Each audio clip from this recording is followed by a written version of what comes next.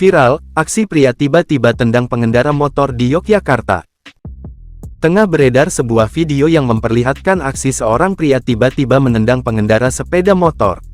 Dalam video tersebut, mulanya tampak sejumlah pengendara motor tengah berhenti jalan, salah satunya adalah seorang wanita yang menggunakan motor Matic berwarna putih. Tak lama kemudian, datang seorang pria yang mengendarai sebuah sepeda. Tiba-tiba, pria tersebut menendang wanita itu sampai terjatuh menghantam motor di sebelahnya. Pengendara motor yang terkejut melihat peristiwa itu pun lantas menolong wanita itu. Sementara, sang pria yang belum diketahui motifnya itu kemudian pergi menjauh sambil mendorong sepeda miliknya itu. Diketahui, video tersebut viral usai dibagikan dalam akun Twitter @merapi_cover pada Minggu, tanggal 14 Januari tahun 2024.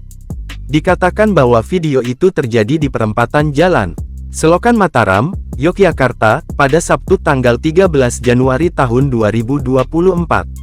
Sontak saja, aksi pria itu pun membuat warganet geram dan ramai memberikan komentar dalam unggahan tersebut. Hingga saat ini, Tribun Sumsel.com masih mencari informasi yang lebih mendalam terkait peristiwa tersebut.